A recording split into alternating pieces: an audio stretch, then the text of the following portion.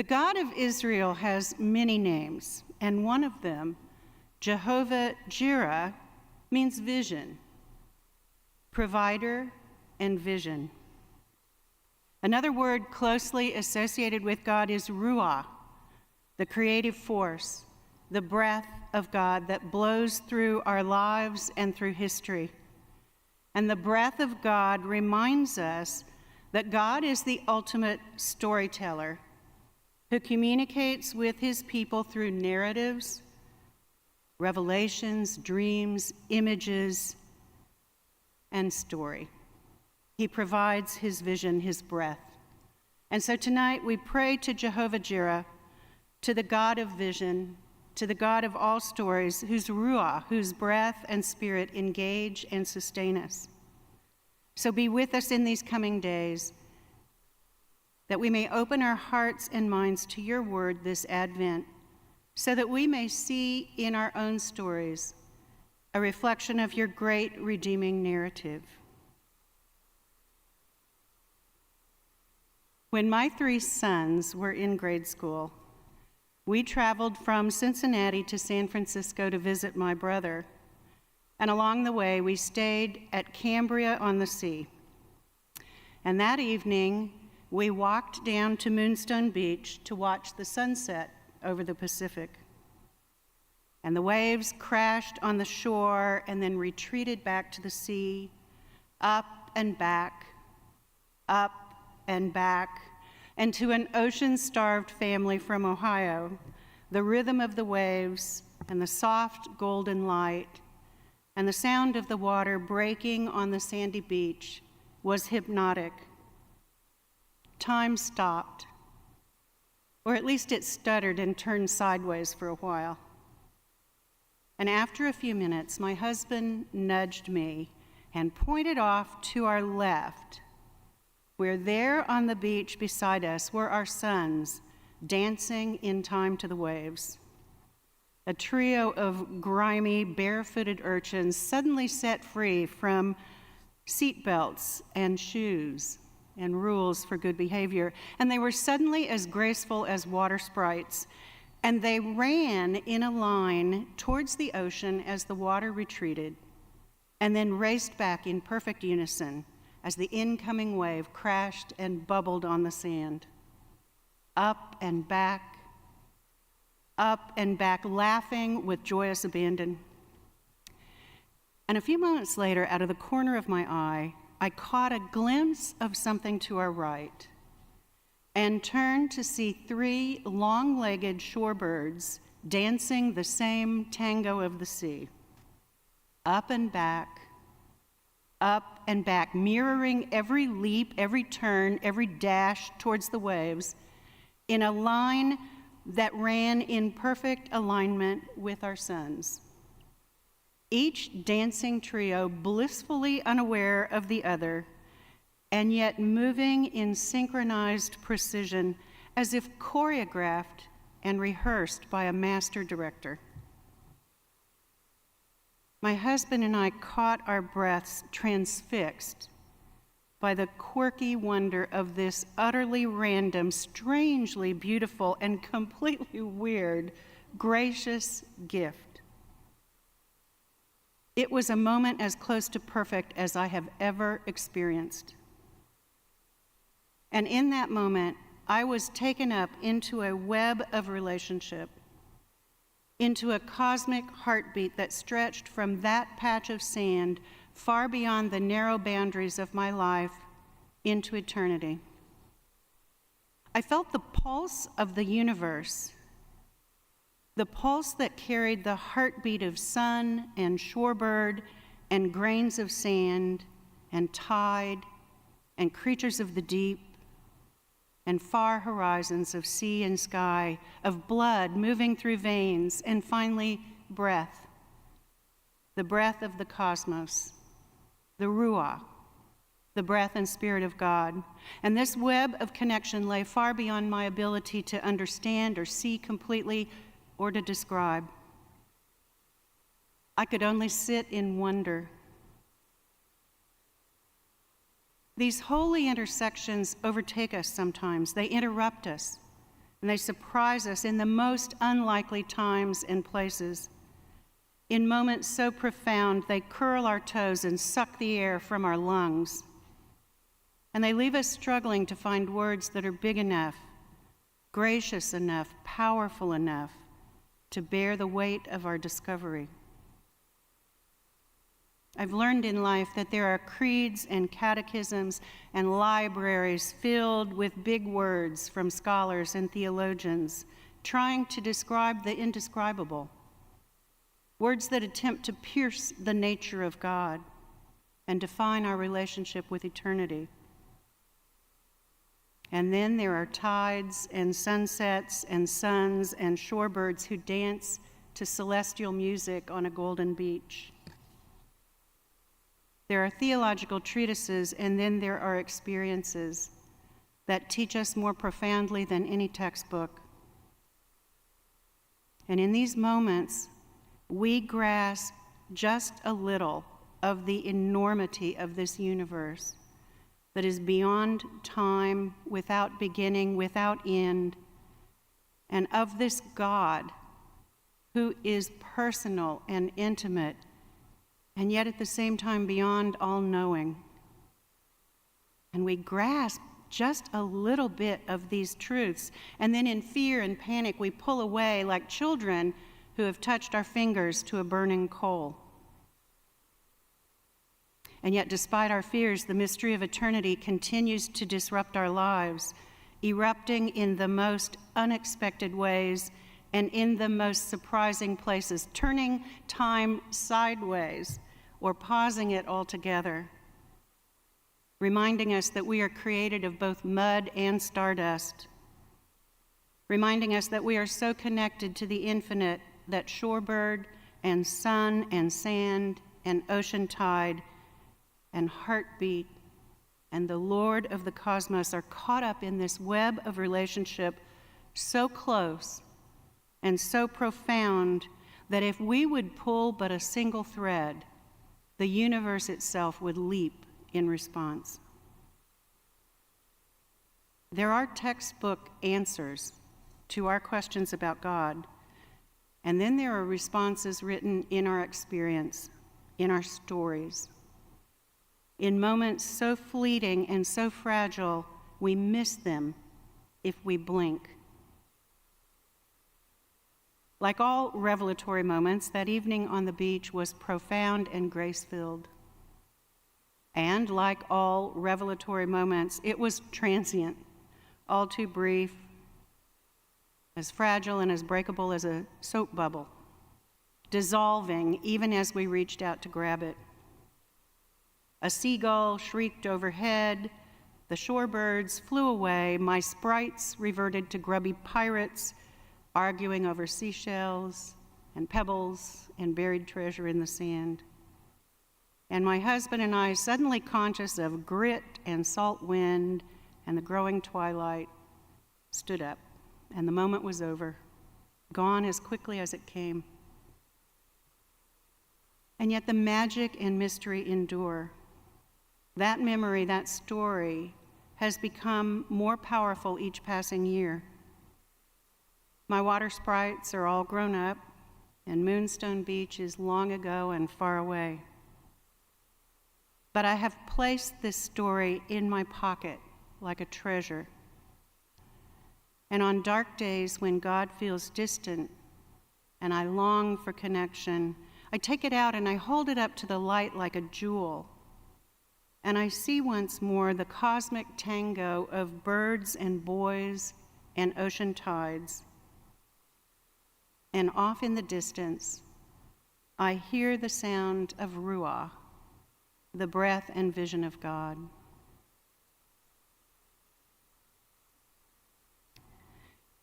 I just shared a personal story with you, a slice of my life, a slice of my testimony, if you will, that has deep meaning for me. And in our culture, because our communications are so often distracting, distanced, mediated by devices and screens, it can be easy to lose sight of the fact that speaking and listening are profoundly intimate acts. In the act of speaking and listening, words take shape deep within the interior of one person, and they emerge and they enter deep within the interior of another. And this intimate bodily act of speaking and listening triggers chemical, electrical, and biometric changes that occurred within my brain and body as the storyteller, and within your brains and bodies as listeners. And this process of telling and listening to story wired us, connected us, not just spiritually, not just intellectually, or even socially, but in physical ways that science is only just now beginning to understand and document. Connections that exert a powerful influence on our bodies, minds, emotions, and ultimately our spirits and our actions. Connections that will expand our view of story and storytelling and its importance in the life of faith. And I will unpack a little bit in a moment of that science. But I stumbled across this research in my new job at Marian University, and part of the work I do is forming high school and college students to preach their testimony in public spaces. And I have long known how powerful testimony is. I've felt its power in my own life, and I have seen it in the adult students that I taught for many years in evangelization and mission. And I formed those students to share their testimony, and I saw the power of that. But I began to wonder why, and so I started doing some research, and much to my delight, I realized that there is ongoing research into the power of story and what happens to us, what happens to our bodies and our minds on story. And I have come to believe that one of God's great desires is to engage us in story. God's own story begins before the beginning of all time and arcs through time into eternity. And God's story is a tale beyond our ability to actually tell, but that cannot stop us from trying to tell it. Because it is in God's story that our own life stories take on meaning and purpose. Human life is so bound up in stories that we sometimes don't realize how powerfully they affect us. We're like fish swimming around in water without realizing we're wet. But God invites us into relationship through a cosmic story, and through that story into a personal relationship with Jesus Christ, the Word, or the story made flesh. And God, the master storyteller, invites us to enter into this story, bringing our own life experience, our own story, into the gospel narrative.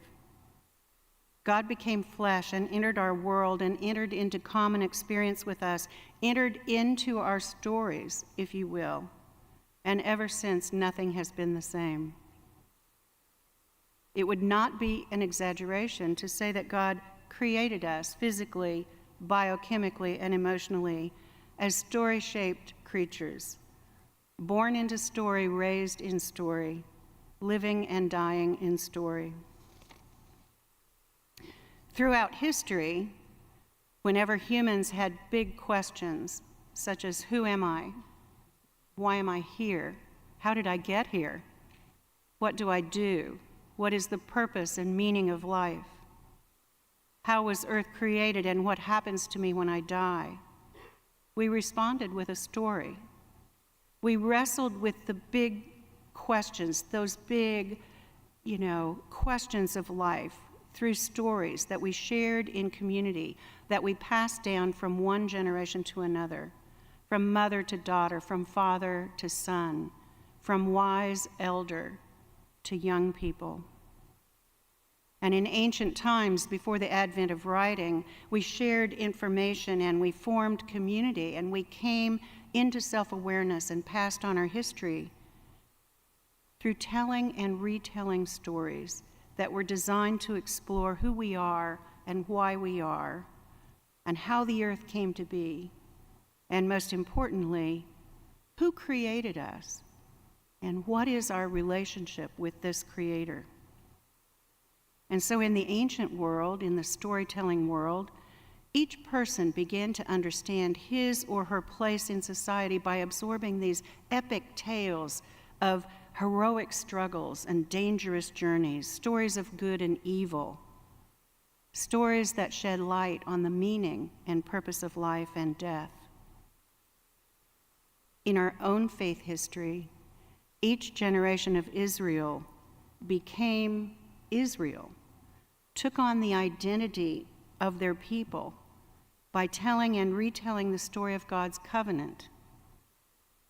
Each generation of Israel wrestled with the meanings of good and evil with obedience and justice through telling the stories of their experience in Egypt, their experience in the wilderness, and entering into the promised land. And as the Hebrew people remembered their stories, as they told their stories, they remained a people with identity, people with a past, people with a future, and they remained who they were called to be. They kept the Sabbath, they welcomed the sojourners and the strangers among them, they listened to the prophetic voices calling them to justice and repentance. They offered sacrifice to the God of Abraham. When they remembered their stories, they remained a community bound in covenant, whose hearts turned towards God. But there were times in their history when they forgot their stories, when they failed to tell them, when they failed to pass them on to a new generation, when they lost their common purpose, and when they forgot the stories, when their memories failed and their stories began to die, they fell into idolatry and sin and even captivity. In the same way, the first generation of Christian disciples became a community of boldness and zeal by telling and retelling the stories of Jesus Christ. And the stories they told about Jesus invited them to reflect on the meaning of faith, the meaning of redemption, the meaning of Christ's sacrifice. And the stories they told created the theology, created the doctrine, created the theology. It created the meaning of their faith.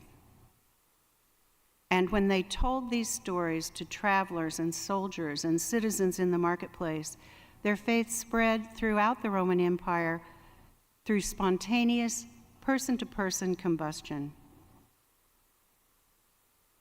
And the rocket fuel launching this exponential growth of the early Christian church were deceptively simple stories about lost coins and lost sons.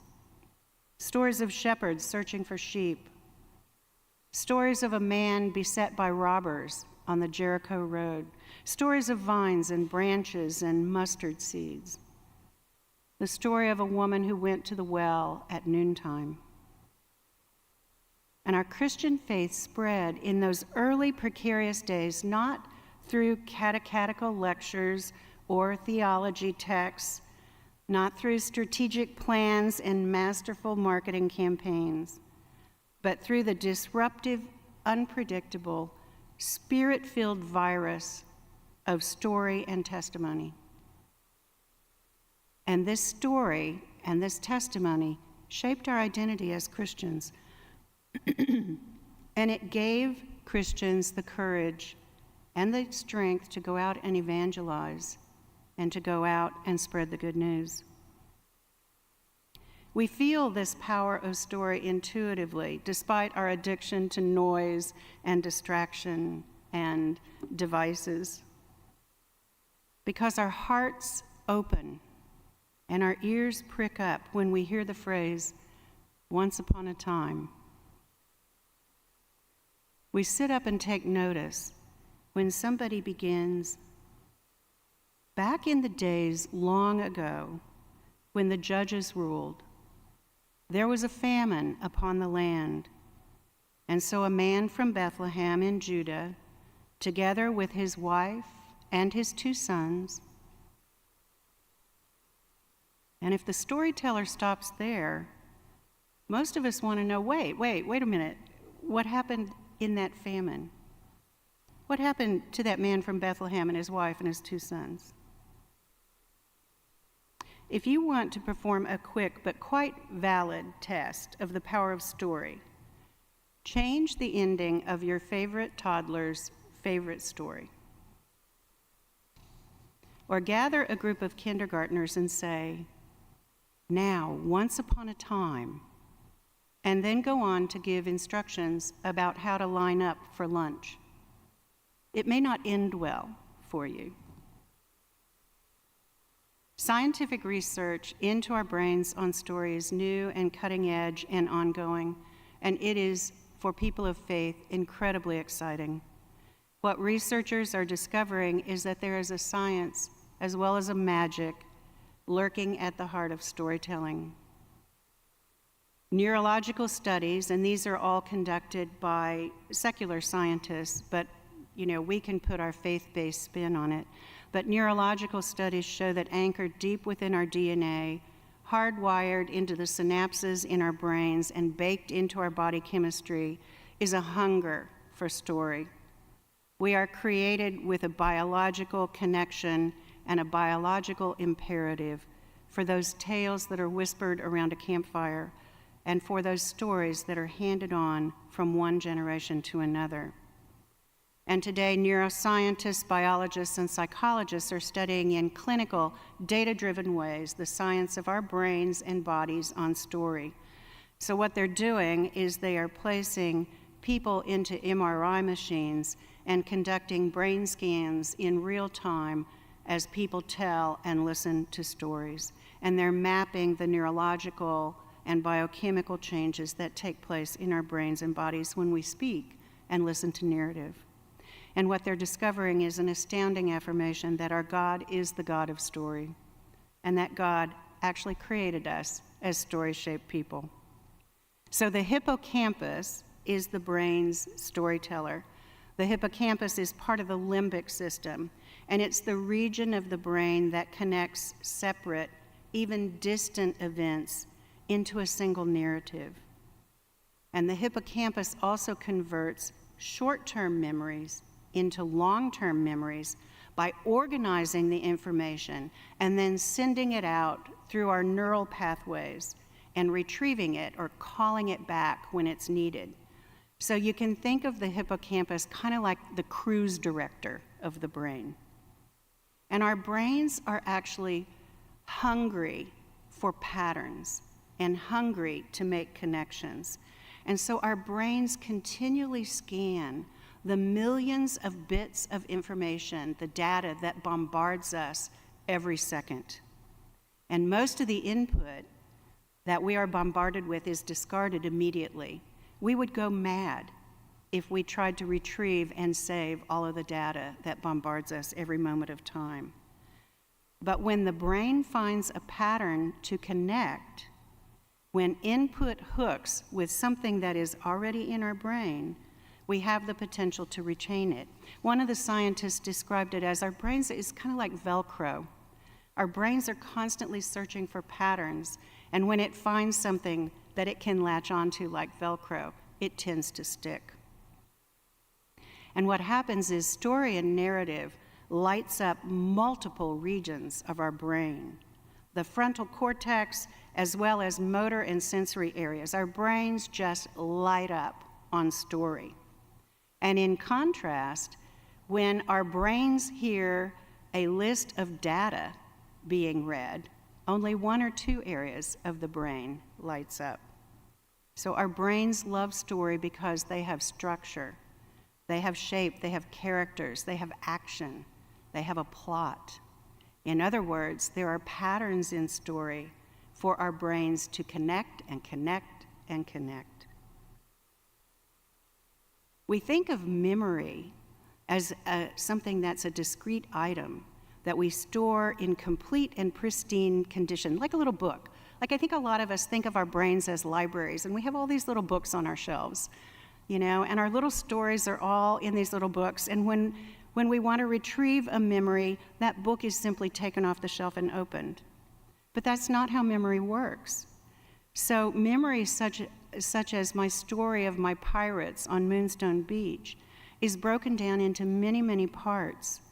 There might be a bird over here, a sand over here, the ocean waves tucked over here, and they're stored in multiple regions. And when I remember that event, my brain fires across many electrical networks and reassembles that memory. There is an Israeli scientist at Princeton University who is one of the leading researchers on our brains on story, and what he has discovered, he shows that the storyteller's brain begins to fire in a certain pattern. And what he has discovered is the listener's brains begin to fire in the exact same pattern. Okay? And this is called neural coupling or neural entrainment. And neural entrainment occurs over many different parts of the brain. Many, many different parts of the brain. So this means that if you were listening to my story of my sons on Moonstone Beach at all, if in any way it caught your attention, your brain began to fire, began to light up across synapses that in a pattern that mirrored my own. And our brains begin to fire in sync, forming a physical community of storyteller and listener. This is how God created us. And if during that story you felt any feelings of curiosity or satisfaction or anticipation of where the story was going, that triggered the release of the brain's candy, dopamine.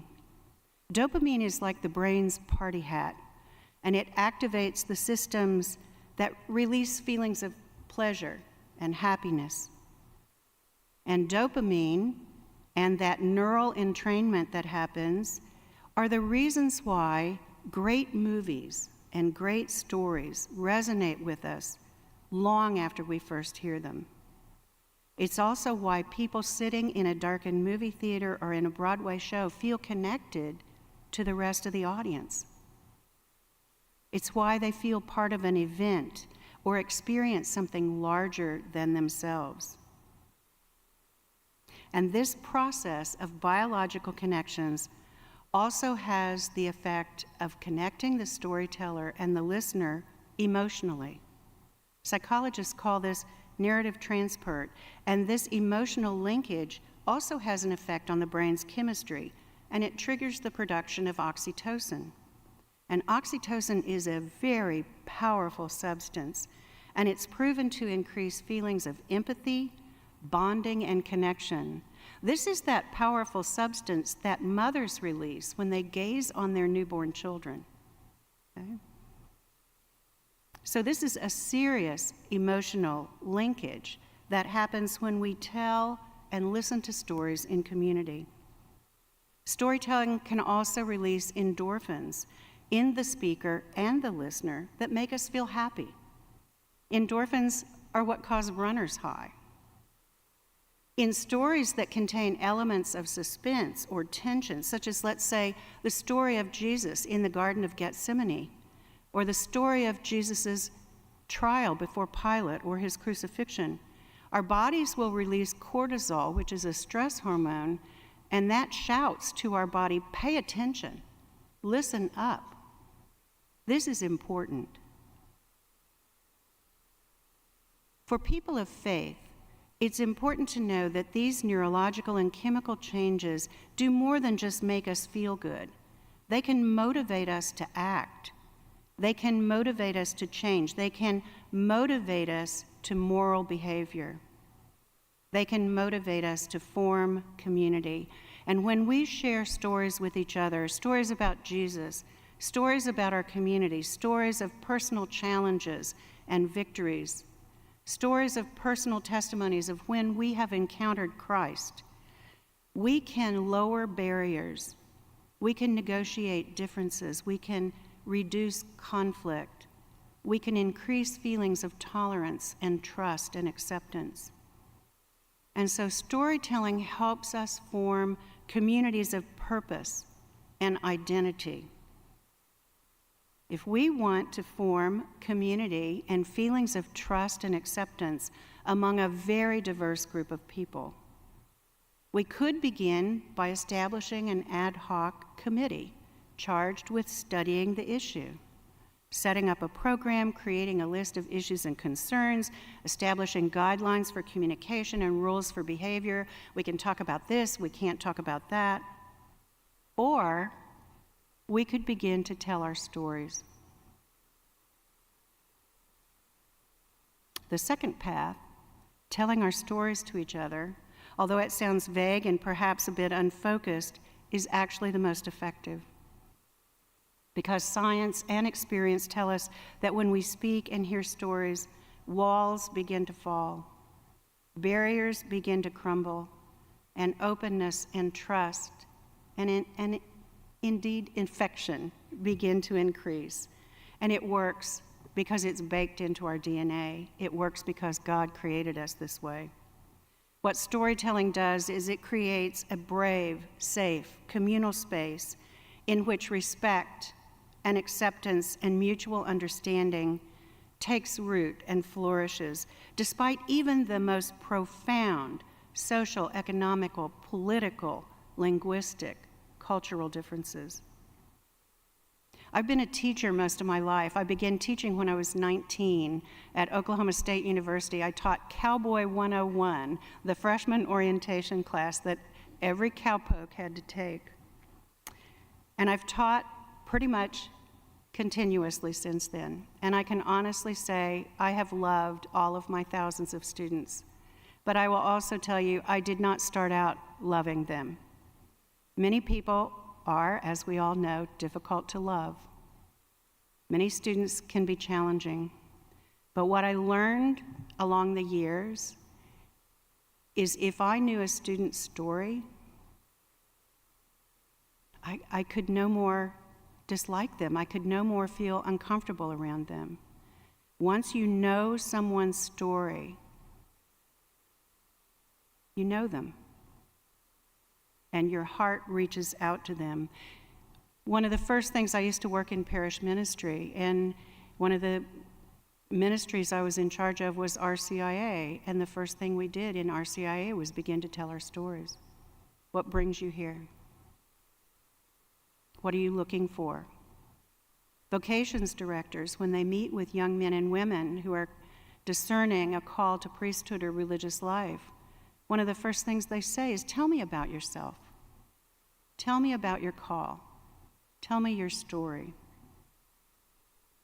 Jesus was a master at storytelling, and he used stories to break down barriers between people. He used stories to break down barriers between tribes and nations, and he told stories that invited the Jewish people into the shocking position of seeing Samaritans as neighbors. Not only neighbors, but good neighbors. He used story to help people see sinners as sons and daughters of the King. He used stories to help us see lepers as brothers and tax collectors as disciples. He used story to invite listeners into brave new spaces and see things with new eyes. Storytelling not only builds community and trust, but the biochemical changes our bodies experience when we are telling and listening to stories help us feel uplifted. They help us feel hope-filled, able to see the future filled with possibilities. They help us envision a future in which barriers and walls have no power. And so all of the recent research confirms in striking and powerful ways what the ancient people knew instinctively, that story creates identity, story forms community, story connects us. It inspires us to moral action in ways that lectures and programming and rules and regulation and shaming and finger-pointing cannot. Story takes root deep within our bodies. And our bodies don't lie. And so we begin to see that stories begin and end with God, because stories are God's idea. God made a decisive choice in favor of becoming flesh, of walking with us and inviting us into this great story of his as a way to connect us and form us, and as a way to save us. Stories help us remember who we are, and they help us memorialize our past. So I want to talk a little bit about the story of Joshua in the Old Testament. And it's about a miraculous crossing of water. So the Israelites had almost reached the promised land. They just had to cross the river. Moses had died, and the people of Israel were being led by Joshua, and they had to cross the river, and they discovered it to be flooded. And so God spoke to Joshua, and he told Joshua to have the priests carry the ark directly into the river. And as the Ark of the Covenant went into the river stopped flowing, and the middle of the river was a dry riverbed for the people to cross. And when they got to the other side, into the promised land, God told Joshua to select one person from each tribe to go back into the dry riverbed and pick up a stone and build a monument that would serve as a memory trigger for the generations to come. And so God not only provided a story, but God provided the means to remember and tell that story. And so for the Israelites, when future travelers or children would ask, "What does that stone monument mean?" it became an opportunity to share an important story of deliverance, an important story of God's providential care and love, so that future generations would know and understand the power of the Lord. And so what monuments are we building that remind us of our stories? This passage in the book of Joshua reminds the Israelites, and it reminds us, about the importance of memory in the life of faith. It points to the truth of a God who desires us to be people of story and remembrance, and to create spaces in our communities to remember and tell our stories. Stories are so rich and deep and mysterious. They're big enough and grand enough to hold all of our fears and our doubts.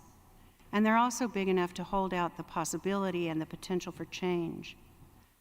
I think about how Jesus taught through story. And he invited his disciples and followers to think through parable and through story. And the narratives that he gave people and the stories that he gave people were not simple. They looked simple on the surface, but they were not simple or clear directives. The best stories are not cut and dried. They're not simplistic or shallow. The best stories make us think. The best stories make us ask questions. And so think about the stories. The servant buries the coin that he was entrusted to invest. A son leaves his father's home. A rich man places his wealth in a silo. A woman searches for a lost coin. Jesus used stories to invite people to think about God and to think about God's kingdom. And so for that reason, the stories that Jesus used were multi-layered. They were ambiguous sometimes. He used story to challenge people. He used it to invite people. He used stories to heal people. He used stories often to turn power on its head. He used story to turn prejudice and greed away. And he used stories to plug us into the overarching story of God's salvation. So as people of faith, we are invited to see how the big stories that we encounter of sin and creation and redemption interact with the smaller stories of our own lives, and to place our stories, our experiences, into conversation with God's great story. And if we tell them often enough and well enough, stories can be the fuel that creates possibilities of change. And by telling and retelling and living and believing and building together, we can actually become bearers and tellers of a different story. One that doesn't end in despair, one that doesn't end in death. We can begin to tell stories that invite those who are lost and searching into God's story. Stories are powerful because they shape who we are. And so the stories that we tell are critically important. Stories can help us navigate uncertainty. So think about the story of Abraham. The story of Abraham reminds us that we can respond to God's call without knowing where we're going. Abraham had no idea where he was going. The story of Mary reminds us of the same thing. The story of Mary reminds us that we can say yes without knowing exactly where our yes will take us. The story of Joseph teaches us that even when life throws us a curveball, even when our own brothers, throw us down a well, God may still have a plan for us. The story of Peter teaches us that even if we disappoint our Lord, even if we deny him, not once, not twice, but 3 times, we can rise and walk in forgiveness, and we can create something beautiful and powerful and good out of the broken pieces of our lives. The story on the road to Emmaus teaches us that even when it appears our mission has failed and our hearts are broken, we still have the chance to meet Jesus on the way, to meet Jesus in the breaking of the bread. So powerful stories have the potential to transform us. They invite us into a world in which change is not only possible, but it's expected. And if we're listening to the stories of Jesus, what they say to us is, you should be different because you heard this story. Let's take the story of the lost sheep. The shepherd owns 100 sheep, and he finds that one is missing. And leaving behind the 99, he goes looking for the missing one and returns home rejoicing. And we are so familiar with this story that we read it as this sweet description of a good shepherd. But let me tell you, in the time of Jesus, when they really knew what shepherds did, jaws would have been dropping. Because the truth is, and Jesus knew this, and all of his listeners knew this, no shepherd would do that. And certainly not a good shepherd. No shepherd would leave 99 perfectly wonderful sheep at the mercy of robbers and predators and injury and illness while he searched the hillside for one lousy, disobedient sheep. He would simply cut his losses and be glad that the 99 were still in the pasture. And so this parable that Jesus told invites us to look differently at God. It turns our expectations sideways and upside down, and it invites us to grow. And it disturbs our understanding of what it means to be a good shepherd, and therefore it disturbs our understanding of who God is. And we'll see in the healing stories tomorrow that they tend to be dangerous, risky stories that invite us out of our comfort zones. And the healing stories of Jesus hurl us, ready or not, into a strange new landscape that demands transformation. The stories of the Bible say to us, you must be different now because of what you heard about a shepherd or a beaten Samaritan on the Jericho road or an empty tomb. You cannot be the same person now that you know this story of Calvary or this story of Mary's yes. And if we accept these stories, if we believe in them, if we tell them, then the plot of our own stories will inevitably change.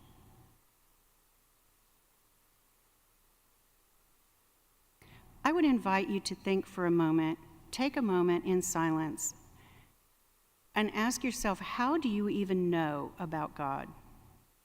How did you first hear about Jesus? How did you first hear about God?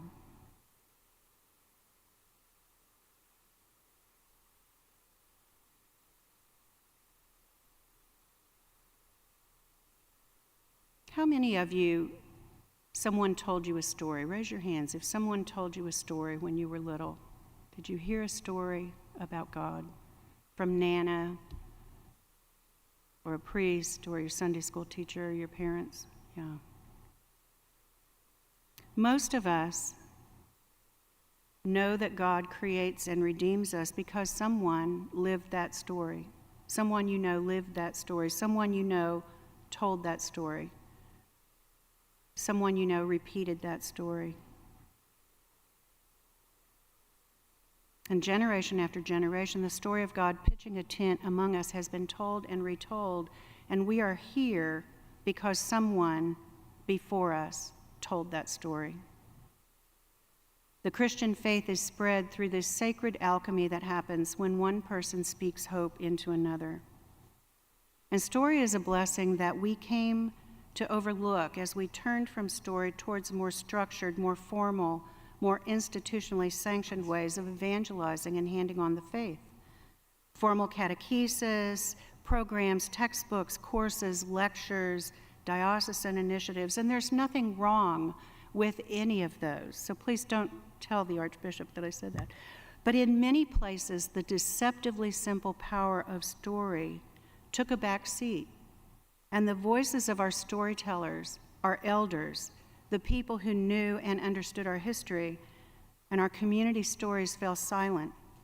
And the church light grew a little less bright. Biblical illiteracy is at an all-time high among the people of God, including people who regularly attend church. And it is because we fail to tell the stories.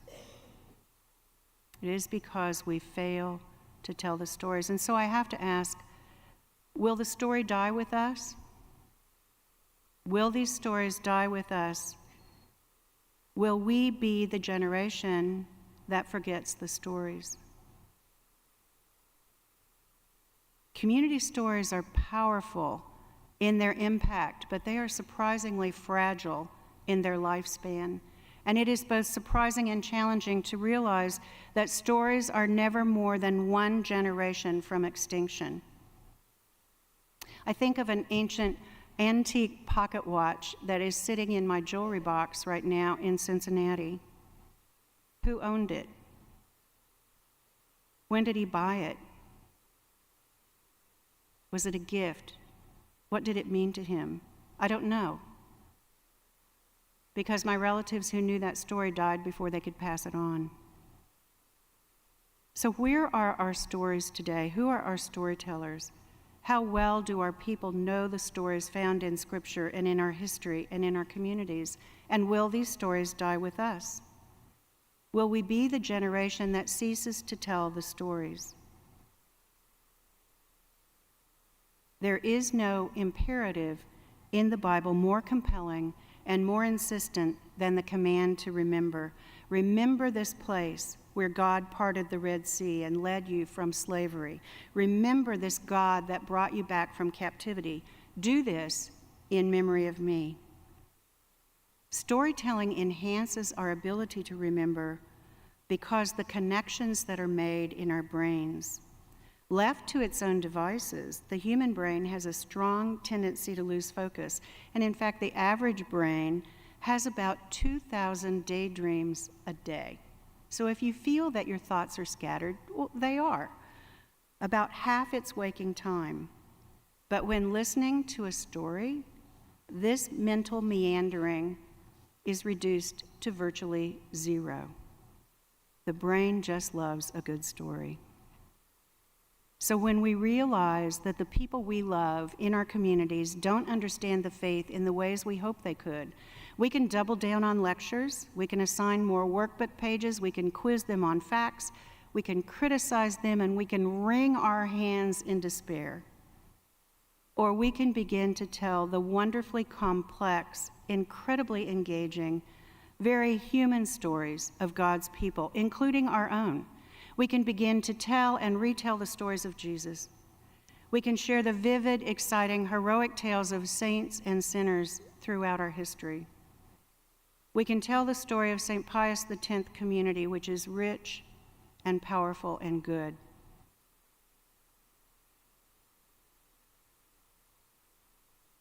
Our faith is an encounter with the living God, and our faith demands that we enter into mystery, engage in the life of discipleship, live into Kairos, God's time, and not despair, but to tell the stories.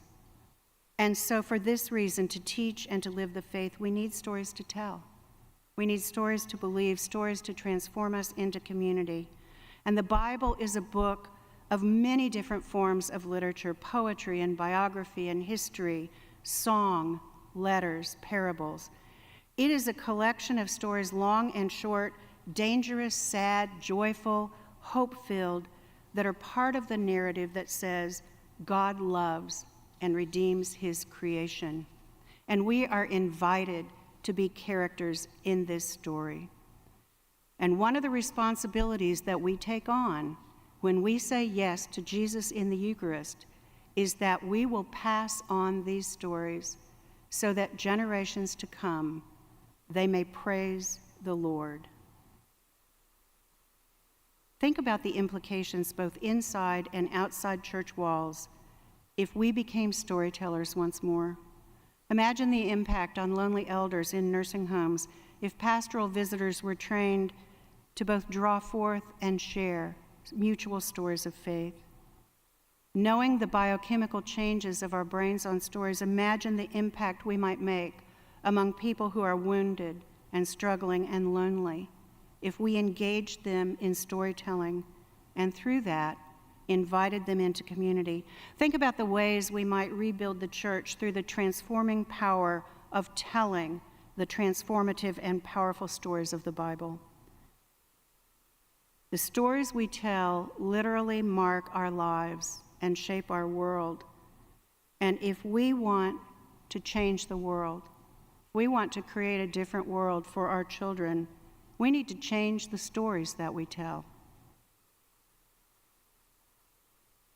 God has placed deep within us, not only in our hearts and our spirits, but deep within our synapses and buried in our body chemistry, a compelling physical connection to the power of story. And this connection is part of our human identity, and it lies waiting to emerge at the slightest encouragement, ready to reclaim us as story-shaped people, created by a God who, above all, loves a really good story. Thank you so much for being here tonight. I'm going to be up at the back after this. If any of you have any questions or comments, or if you'd just like to tell me a story, I would love to hear from you. Thank you, and may God richly bless you tonight.